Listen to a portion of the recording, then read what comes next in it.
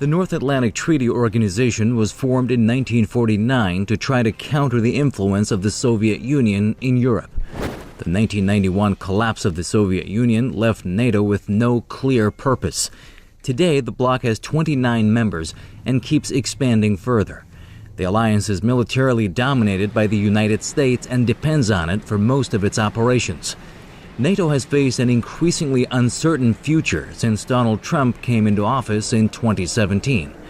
The U.S. president does not believe in alliances much, and NATO is no exception. He has been outspoken in his criticism of the bloc and how it is run. Once, he even called the bloc obsolete. He has kept up his attacks on NATO. Trump believes the U.S. is spending too much and shouldering too many responsibilities as a member of the alliance. He's been pressuring other member states to do more. I can think about what he's doing with NATO. He seems to be attacking just about every organization we can find on an international basis. And while he says, let's make America great again, I think a more apt approach, at least at this point, is America is going to go it alone, because that's actually what they seem to be doing again and again and again, or at least that's what his actions seem to be arguing for.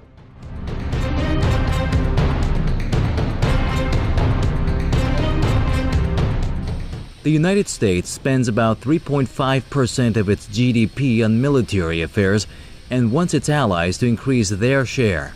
Trump caused chaos at a NATO summit this week by suggesting America would pull out of the bloc if other members don't listen. But later, after a meeting of NATO leaders, Trump claimed all allies agreed to increase their military spending, when he told them he was extremely unhappy with how things are going. Tremendous progress has been made. Everyone's agreed to substantially up their commitment. They're going to up it at levels that they've never thought of before.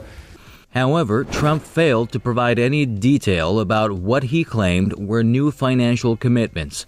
Some member states, like France, were quick to reject Trump's claim. French President Emmanuel Macron said no NATO member state has made new commitments. The French president said his country and others are committed to spending 2% of their GDP on military by 2014 and nothing else.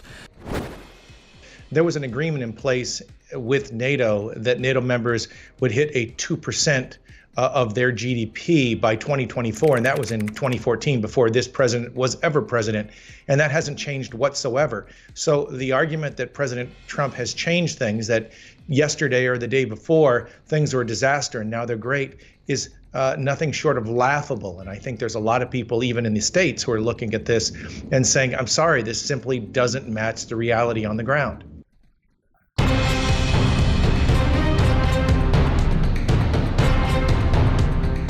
Trump's controversial remarks about NATO and his threats to leave the alliance have rattled the bloc to its core. That's because without the U.S., there would practically be no NATO.